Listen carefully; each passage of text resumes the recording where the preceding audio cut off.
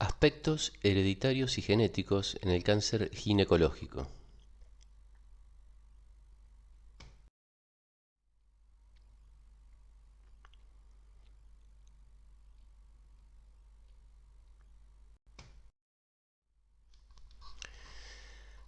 Bueno, vamos a comenzar esta clase haciendo una breve introducción.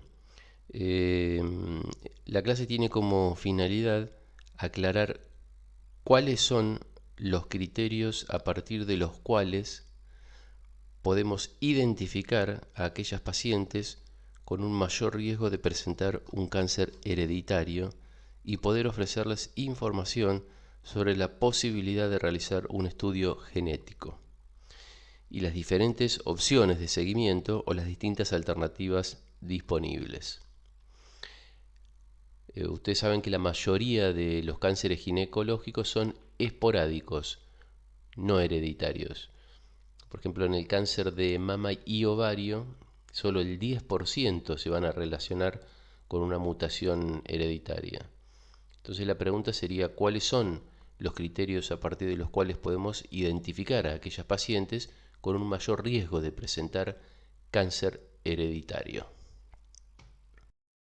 El propósito entonces sería detectar a mujeres con un riesgo elevado de cáncer.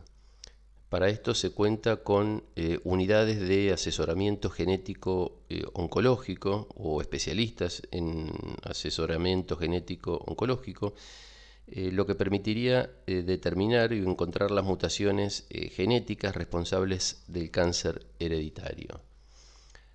Sabemos que para que se desarrolle un cáncer es necesario una mutación o una acumulación de las mismas, es decir, puede ser una o varias.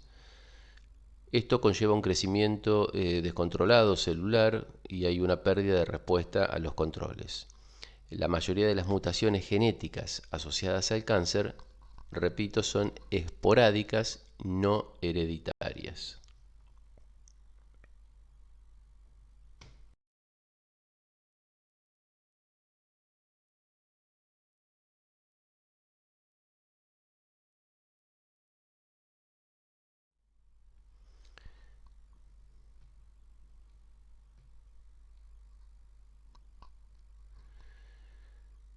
En relación al cáncer de mama, si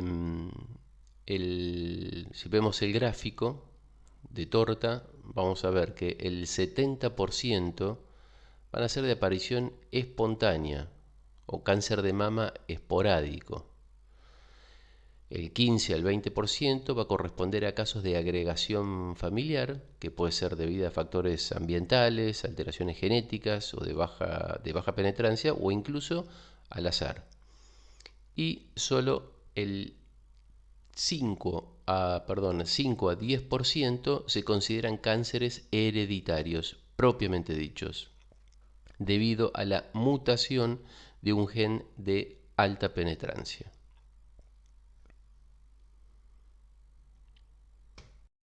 Con respecto al cáncer de ovario, el porcentaje es muy similar, 5 a 10% van a ser hereditarios, sobre todo los tumores de estirpe epitelial serosa.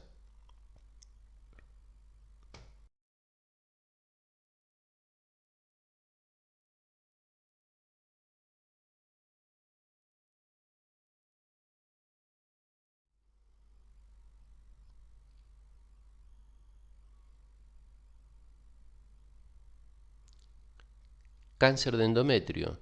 El factor etiológico más importante va a ser un ambiente estrogénico sostenido, aunque existe un pequeño porcentaje de cánceres hereditarios que van a corresponder a familias con un síndrome de Lynch 2.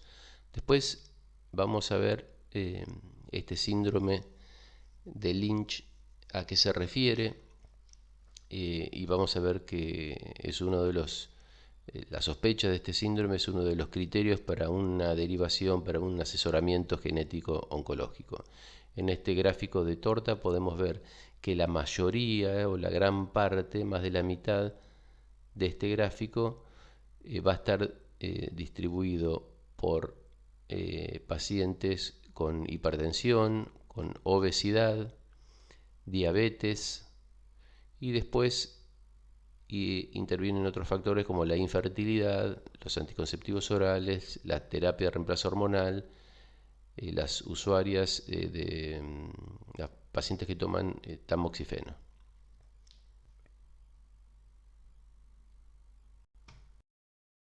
Sin embargo, la herencia, en este caso, parece influir en la susceptibilidad al virus y en la respuesta inmunológica ante el mismo. Es decir, en esa relación que hay entre el virus, la noxa y el huésped.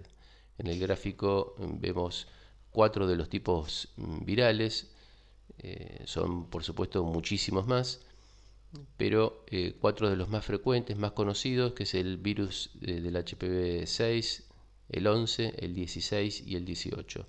Los dos de arriba, el 6 y el 11, considerados tipos virales de bajo riesgo, más relacionado con lesiones verrugosas vulvares, y el 16 y 18, considerados tipos virales de alto riesgo y con relación más frecuentemente a lesiones de cuello del útero.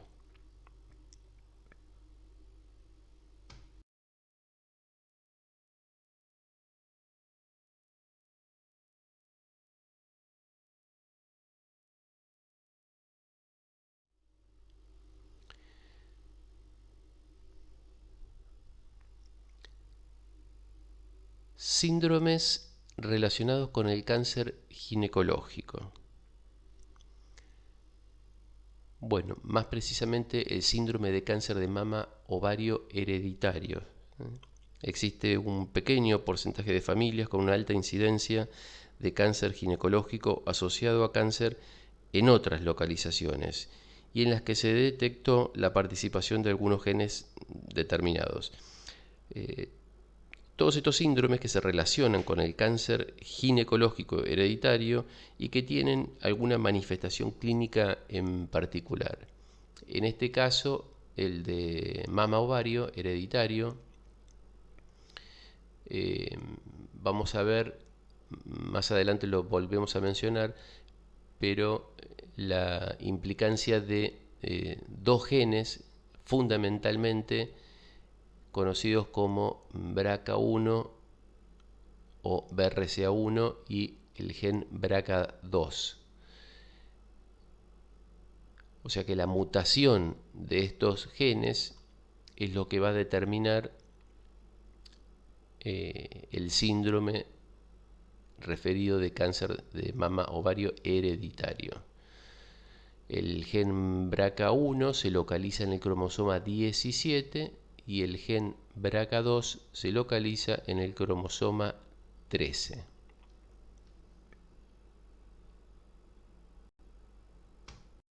Los síndromes relacionados con el cáncer ginecológico, pasamos al cáncer colorectal hereditario no polipósico de Lynch.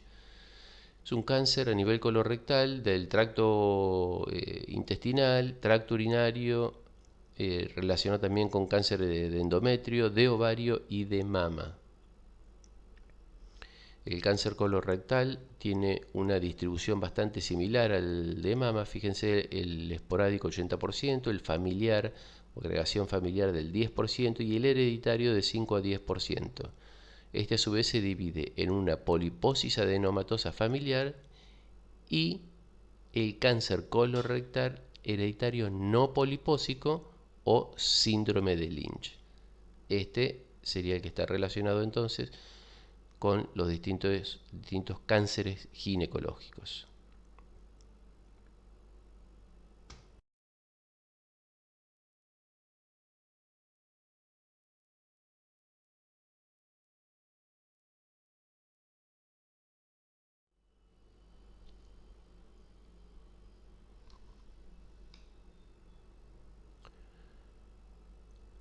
Otro de los síndromes relacionados con el cáncer ginecológico es la enfermedad de Cowden, caracterizada por lesiones amartomatosas en piel y mucosas, cáncer de mama y cáncer de tiroides. En el gráfico podemos ver algunas de las lesiones en piel, en este caso en el rostro, en las manos, pero puede aparecer en cualquier sector del cuerpo, del miembros, en los pies, en las mucosas, sobre todo en el tracto gastrointestinal, en este caso lesiones también polipoideas, y a nivel de mucosas, en este caso en la cavidad oral, en la lengua.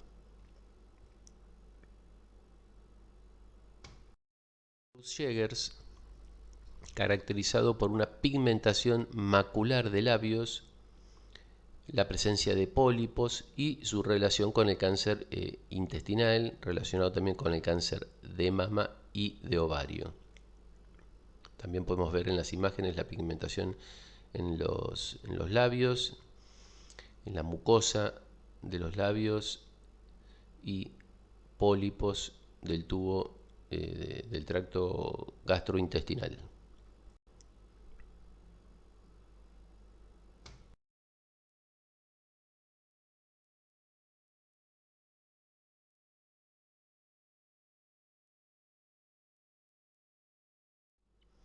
Otro de los síndromes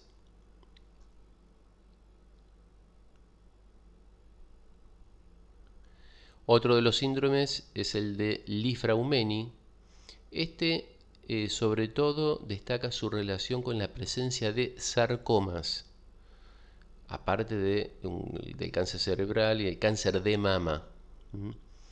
El gen mutado es el PT53.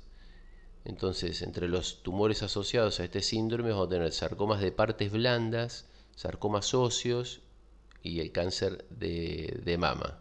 Después menciona también, entonces, como decíamos, el tumor cerebral, carcinoma adrenocortical y leucemia con menor frecuencia.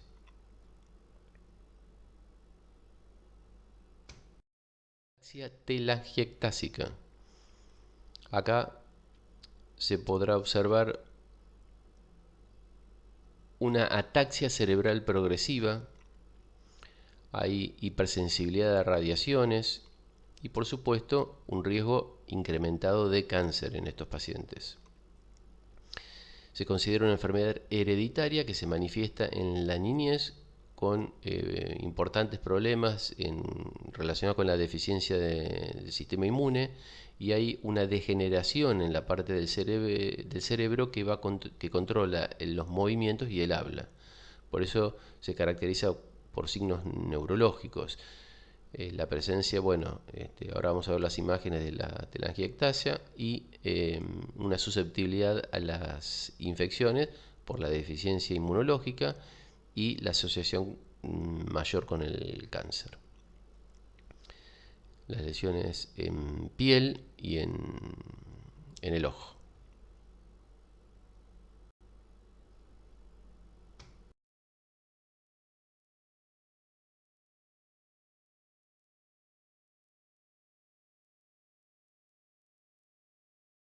Riesgo del cáncer de mama. Bueno, los factores de riesgo que influyen en la aparición de cáncer de mama pueden encontrarse en una tríada clásica que va a estar compuesta por la susceptibilidad genética, por aspectos reproductivos y por la obesidad. La susceptibilidad genética va a desempeñar un papel mucho más relevante en las neoplasias premenopáusicas. Y en tanto los factores reproductivos y la obesidad serán más relevantes en las posmenopáusicas.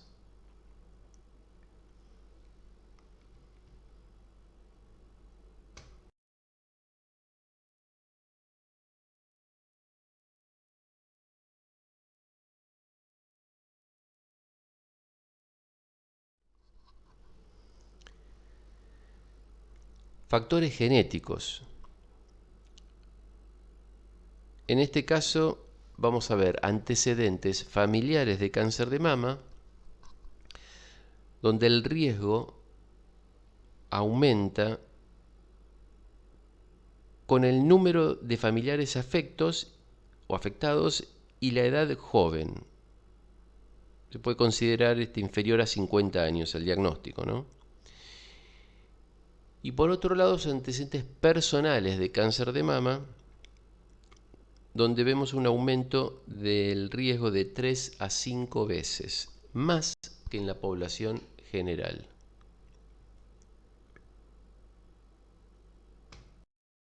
Factores no genéticos. Bueno, esto en relación al cáncer de mama. Vamos a empezar a mencionarlos. Comenzamos con la edad. Aquí hay un riesgo acumulado, sobre todo es más frecuente en mujeres mayores de 50 años, aunque el pico se produce a una edad más grande todavía. Estilos de vida, sobre todo lo que está relacionado con la dieta rica en grasas, el consumo de alcohol habitual, el alcoholismo, la ausencia o la poca actividad física, o sea, el sedentarismo, el consumo de tabaco. Con respecto a la historia menstrual y reproductiva, su relación con la menarca temprana y la menopausia tardía, es decir, la paciente que en forma temprana, a una edad temprana, inicia sus menstruaciones y deja de menstruar a una edad mayor a la habitual. La edad promedio de la menopausia es alrededor de los 50 años.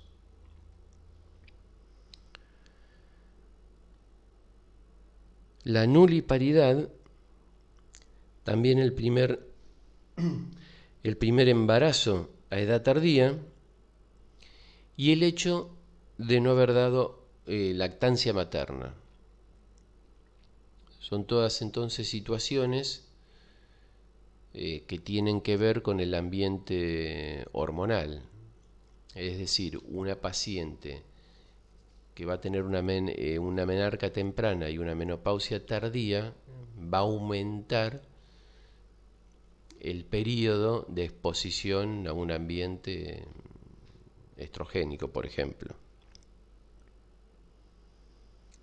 Lo mismo la paciente que no ha tenido hijos, o la paciente que no ha amamantado, o que tuvo su primer hijo a una edad tardía.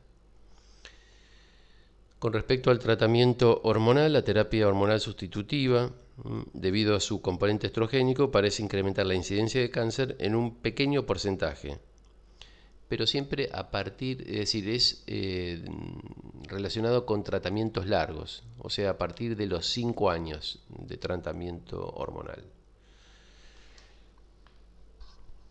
Por ejemplo, los anticonceptivos hormonales también podrían producir un ligero incremento en el riesgo de cáncer de mama durante un periodo de tiempo corto, en consumidoras, pero de muy larga duración. De todas maneras, los estudios en este sentido no son concluyentes. No hay acuerdo entre los autores. Con respecto a la radiación ionizante, el riesgo se incrementa 10 años después del inicio de la exposición y va a persistir a lo largo de toda la vida. Este riesgo es dosis dependiente y de la edad de exposición, es decir, mayor riesgo durante la pubertad. Con respecto a la patología mamaria, el antecedente de una enfermedad proliferativa o alguna hiperplasia atípica. Es decir, aquellas pacientes que por algún motivo se han hecho una biopsia, es decir, que ha habido la necesidad de realizar una biopsia por alguna imagen encontrada en alguno de los controles, y el informe de anatomía patológica ha informado alguna hiperplasia típica o atípica o alguna enfermedad proliferativa.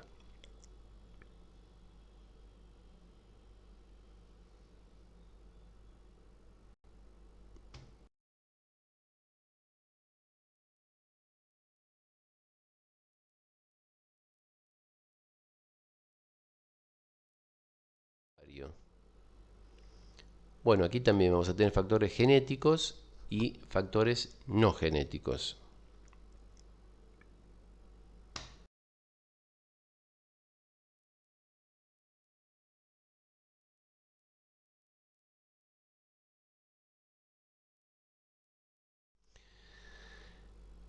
Para,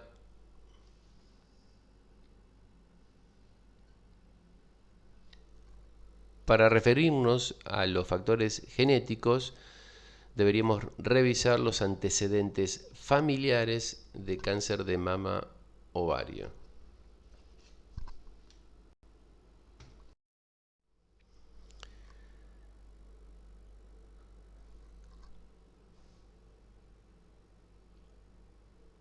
Dentro de los factores de riesgo de cáncer de ovario no genéticos, tendremos también la edad con un riesgo acumulado, es decir, una incidencia más alta entre los 50 y los 70 años, la demografía, hay una incidencia de cáncer de ovario que va a variar significativamente, pero dependiendo del país de nacimiento. Por ejemplo, es más frecuente en Suecia que en Japón. Estilos de vida, la dieta y los factores ambientales también pueden influir en la incidencia de cáncer de ovario. Por ejemplo, en mujeres procedentes de países con baja incidencia que emigran a países con una incidencia mayor, esta se va a igualar a la del país donde residen. La obesidad, que aumenta tanto el riesgo de cáncer de ovario como su mortalidad. De nuevo, la historia menstrual y reproductiva, haciendo hincapié en la nuliparidad. Y el tratamiento hormonal, los tratamientos de fertilidad, la terapia hormonal sustitutiva, especialmente con terapias combinadas de estrógeno y progesterona y sobre todo tratamientos de larga evolución. A pesar de que son muchos los factores que pueden influir en la aparición del cáncer, en la mayoría de las veces el cáncer se va a diagnosticar en mujeres que no las presentan. Cáncer de mama ovario hereditarios, alteraciones genéticas asociadas.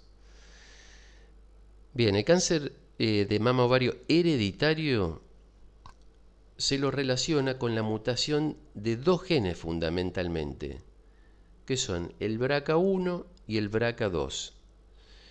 En las mujeres que corresponden a este tipo de familias, el riesgo de padecer cáncer de mama o de ovario va a variar según distintos autores o distintas fuentes, pero va a oscilar entre el 30 y el 80%. La agregación de cáncer de mama ovario va a tener un patrón de herencia autosómica dominante. La transmisión, es decir, la susceptibilidad al cáncer de generación en generación, de aproximadamente el 50% de individuos portadores de la alteración genética. Esta susceptibilidad la va a heredar tanto del padre como de la madre. Vemos de vuelta el esquema del BRCA1 del BRCA2 y sus localizaciones en los cromosomas 17 y 13 respectivamente.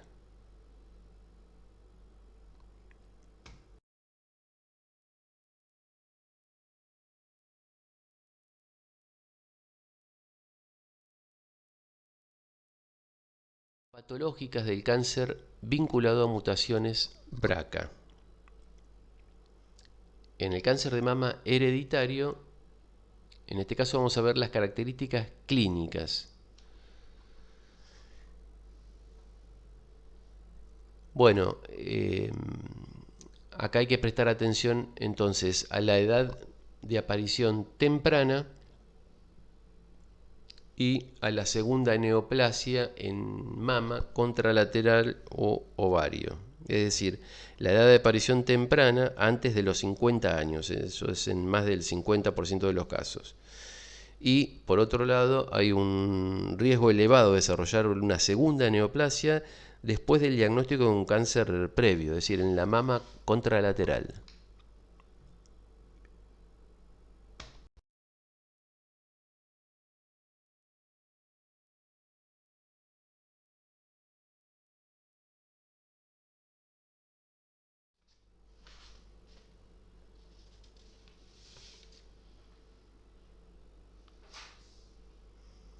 Características, en este caso ahora, histopatológicas. Bien, vamos a tener las relacionadas sobre todo con la mutación del BRCA1. Un índice de proliferación elevado. ¿A qué se refiere? El índice de proliferación elevado se refiere a la proliferación, por supuesto, celular y se mide a través de un marcador que se denomina Ki67, que está elevado, o que podría estar elevado en los casos de cánceres, de cáncer de mama, por ejemplo. Cuando tenemos una paciente con diagnóstico de cáncer de mama, se solicita una inmunohistoquímica para evaluar receptores. Estos receptores nos van a indicar un perfil molecular que nos va a hablar tanto de un aspecto pronóstico como de un aspecto predictivo. Es decir, a la paciente le vamos a solicitar en una orden al patólogo la determinación de receptores de estrógeno, receptores de progesterona. Hay otro que se denomina ER2-Neu o SERB2 y el Ki67 del cual estamos haciendo mención. Con esos marcadores, determinados por medio de inmunohistoquímica, nos sirve para determinar el fenotipo tumoral. Y por supuesto después sacar conclusiones, como les decía, con respecto al pronóstico, si será más agresivo, si será menos agresivo, si va a responder o va a ser susceptible de responder mejor a un tratamiento o no, o va a ser más resistente a un tratamiento o a otro.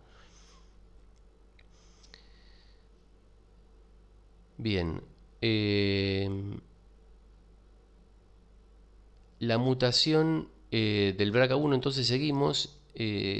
Otra de las características histopatológicas es el mayor pleomorfismo, en la menor expresión de receptores de estrógenos. Volvemos a lo que yo les mencionaba antes. Cuando pedimos la inmunohistoquímica, vamos a solicitar que determinen en este tumor si expresa receptores de estrógeno y receptores de progesterona. Hay una relación entonces en cánceres de mama con mutación de BRCA1 que no expresan o que expresan muy poco estos tipos de receptores. La otra característica es el alto grado histológico. Es decir, si sumamos todo, vamos viendo que hay una relación con un tipo tumoral de mayor agresividad. Con respecto a la mutación del BRCA2, no se han encontrado características particulares. El cáncer vinculado a mutaciones del BRCA. Bueno, el cáncer de mama relacionado con una mutación BRCA1, vamos a repetir lo anterior, presenta condiciones clínicas, histopatológicas y moleculares que van a ser sugerentes de un fenotipo agresivo. No se han observado diferencias entre el pronóstico del cáncer de mama hereditario por mutaciones del BRCA2 y el esporádico. Y por otro lado, algunos estudios sugieren una mayor supervivencia entre las pacientes con cáncer de ovario vinculado a mutaciones en los genes BRCA frente a las que no portan dicha mutación.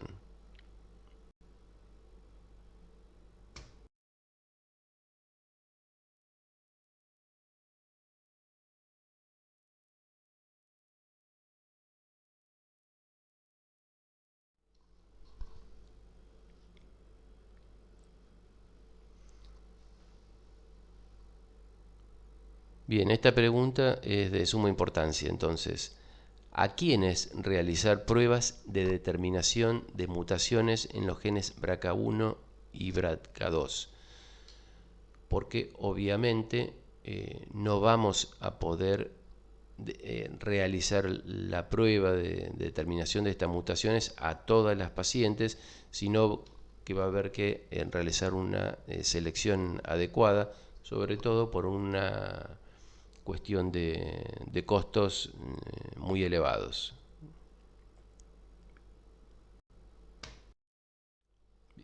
Claro, para esto vamos a necesitar realizar una detallada historia clínica y revisar los antecedentes familiares de primer y segundo grado, tanto de la línea materna como de la línea paterna.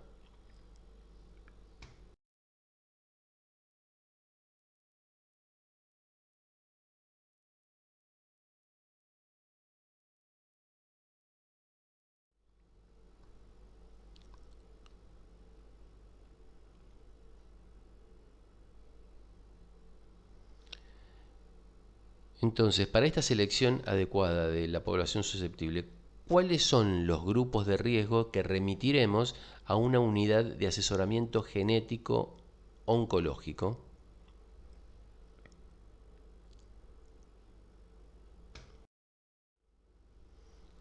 Re-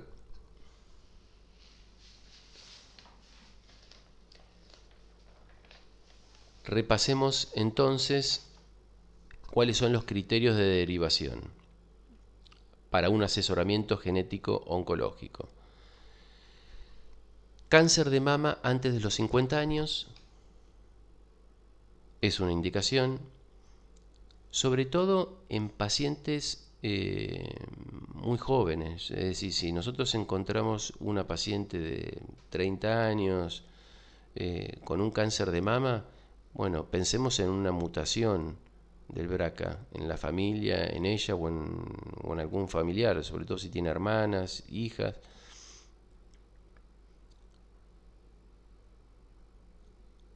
Otro sería el cáncer de mama bilateral o multicéntrico.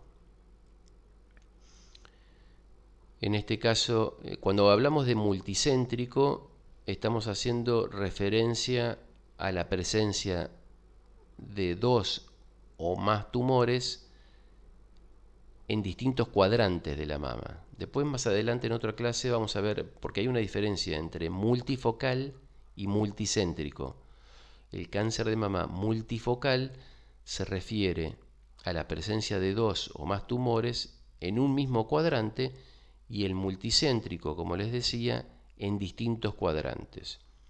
Estos pueden ser sincrónicos o metacrónicos.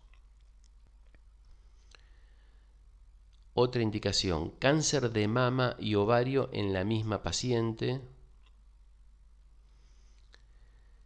miembro de una familia con una mutación genética ya conocida. Sabemos que la madre, por ejemplo, ya se demostró una mutación genética, indicación entonces de derivación, asesoramiento genético oncológico. El cáncer de mama en el hombre también es indicación. Dos o más casos de cáncer de mama ovario en la misma rama familiar. Cáncer de mama en etnia de riesgo. Lo más conocida es las judías que nací. Y otra, y por último, de las indicaciones es el cáncer de mama triple negativo. Como les había dicho anteriormente, para conocer el fenotipo tumoral solicitamos estudios de inmunohistoquímica donde solicitábamos receptor de estrógeno, determinación de estrógeno, determinación de receptores de progesterona, el HER2/neu y el Ki67. Se denomina un cáncer de mama triple negativo cuando los receptores de estrógeno son negativos, cuando los receptores de progesterona son negativos y el HER2/neu o SERV2 también es negativo. Ese es el cáncer de mama triple negativo, o sea, tiene indicación, criterio de derivación para un asesoramiento genético oncológico. Siguiendo con la población de riesgo, la pregunta: ¿se puede estimar riesgo y posibilidad de ser portadora de una mutación? Bueno, en el asesoramiento genético oncológico se evalúa el riesgo de presentar cáncer y el riesgo de presentar una mutación genética conocida. Y aparte, por supuesto, se presta apoyo psicológico y si corresponde, se va a ofrecer el estudio genético. Según estos resultados, se va a dar un asesoramiento y se recomendarán medidas preventivas o de vigilancia. Pero lo que se pretende es individualizar cada caso para determinar el riesgo que tiene cada paciente de padecer una enfermedad neoplásica. Esto sería en función de su fenotipo, el ambiente o la predisposición genética.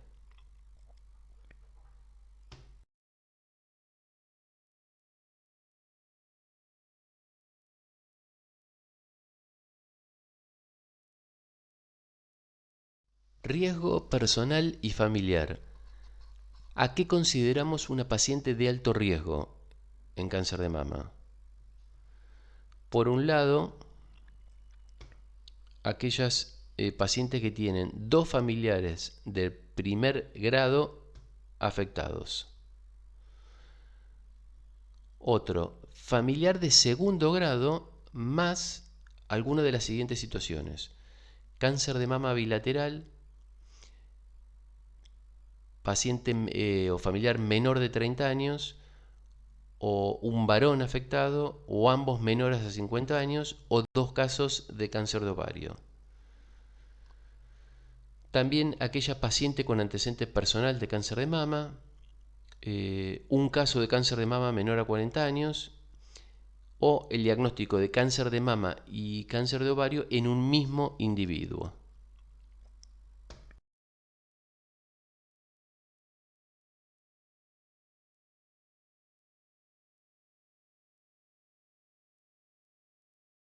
Y se considera paciente de alto riesgo de cáncer de ovario en las siguientes situaciones: dos o más familiares de primer grado en cáncer de ovario, un mismo caso de cáncer de mama y ovario, tres o más familiares con cáncer de colon, dos con cáncer de colon y uno con cáncer de estómago, ovario, endometrio, tracto urinario o intestinal en dos generaciones, uno antes de los 50 años. Por otro lado, la mutación genética ya conocida del BRCA1 o BRCA2, casos donde hay un familiar con cáncer de ovario y dos con cáncer de mama antes de los 60. Otra situación sería un familiar con cáncer de ovario y uno con cáncer de mama antes de los 50 años. Y por último, pacientes con antecedentes personales de cáncer de mama.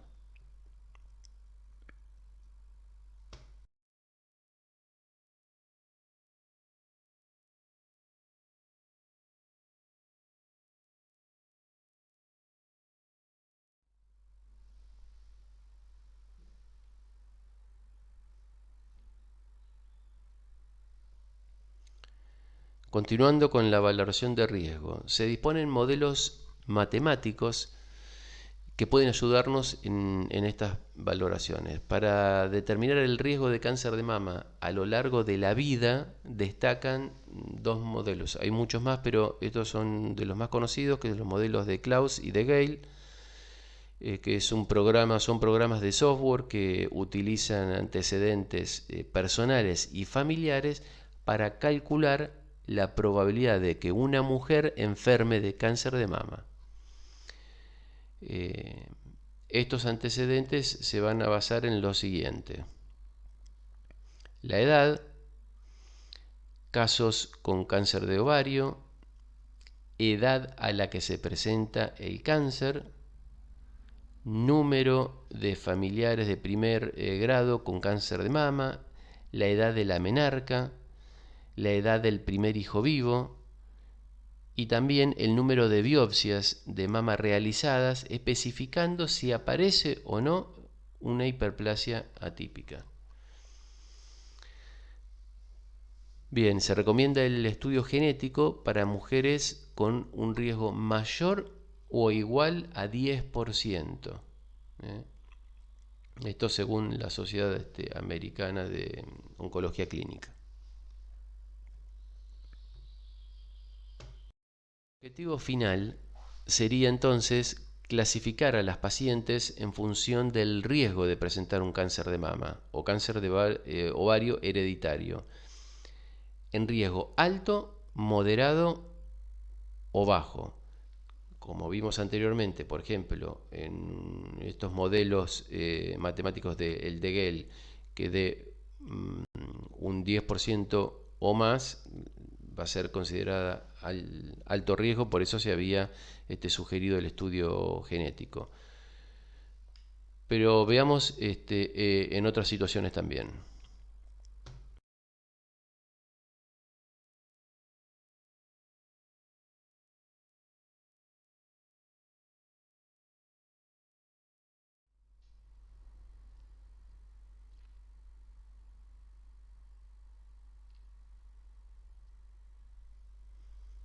Familias con un alto riesgo de cáncer de mama ovario serán las candidatas para el estudio genético.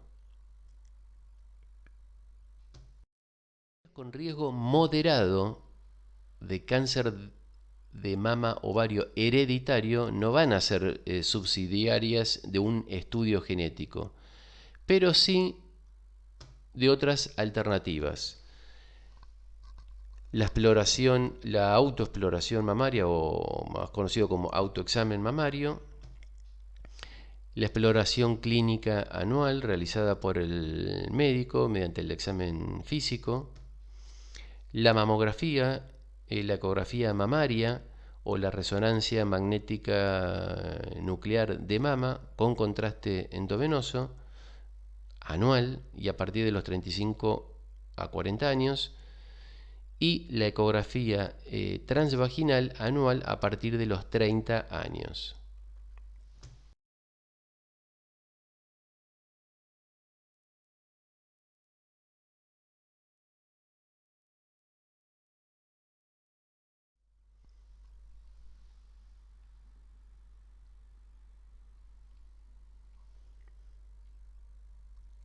Dentro del protocolo de seguimiento vamos a tener opciones terapéuticas. Si existe, en este caso, alto riesgo de cáncer de mama o de ovario hereditario. Estas opciones, es decir, ¿cuáles son las opciones que vamos a poder ofrecer a las pacientes? Por un lado, la vigilancia intensiva, la cirugía profiláctica y la quimioprevención.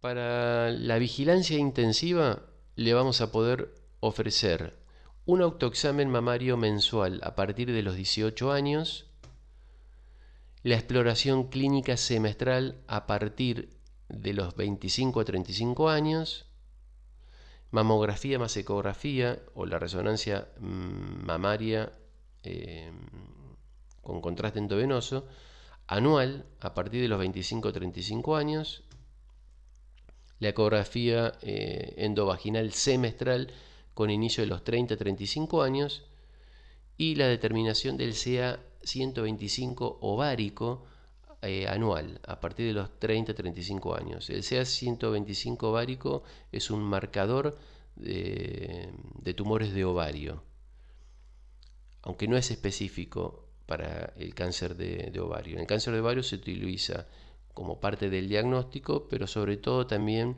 como de seguimiento, porque no es específico de ovario, hay otras entidades clínicas en las cuales puede estar aumentado, por ejemplo, una endometriosis.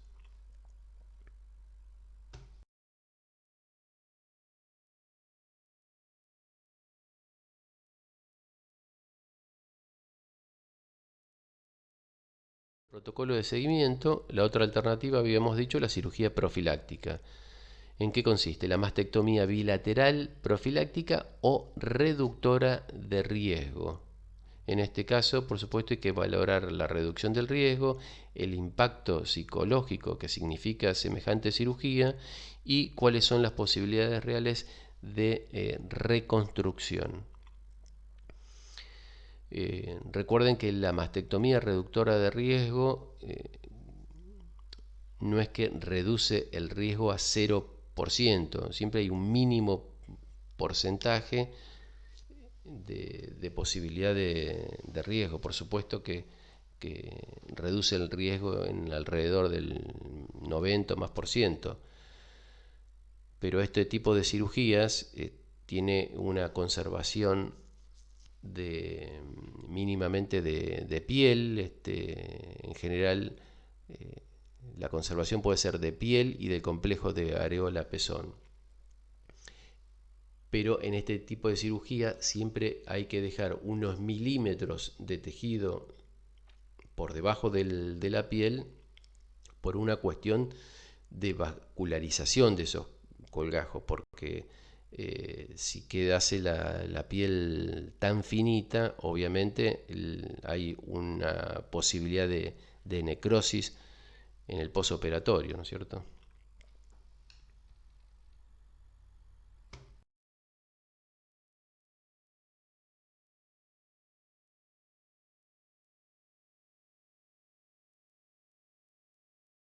Con el protocolo de seguimiento es la salpingo-oforectomía bilateral.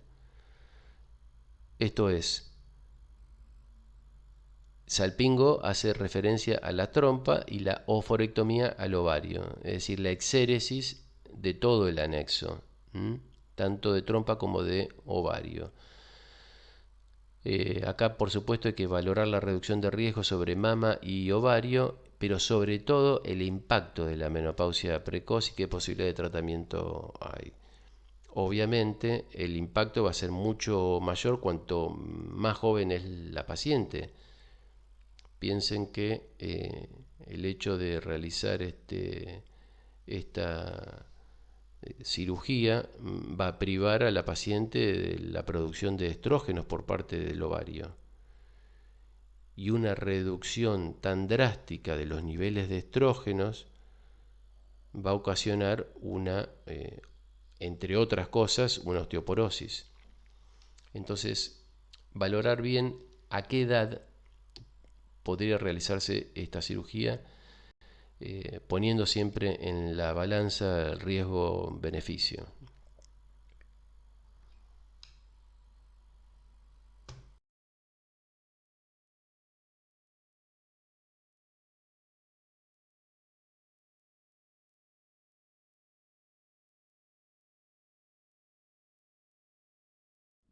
Terminando con el protocolo de seguimiento, nos quedaba la quimioprevención. Bueno, solamente mencionarle cuáles son las drogas que se utilizan para utilizar el tratamiento médico, que son el tamoxifeno, el raloxifeno, anastrozol, letrozol. Estos son inhibidores de la aromatasa, exemestano y otros.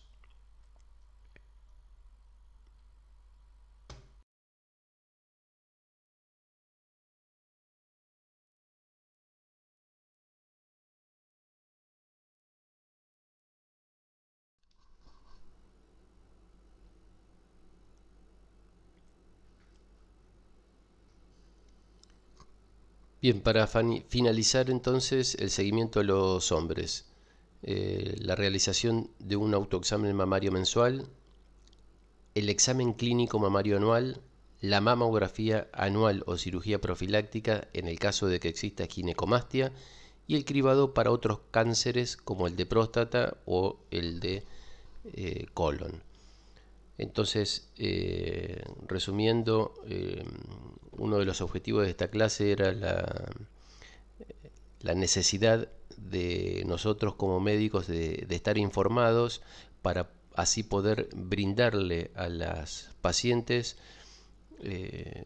una información actualizada y de esta manera compartir las decisiones de algún tipo de vigilancia o de tratamiento.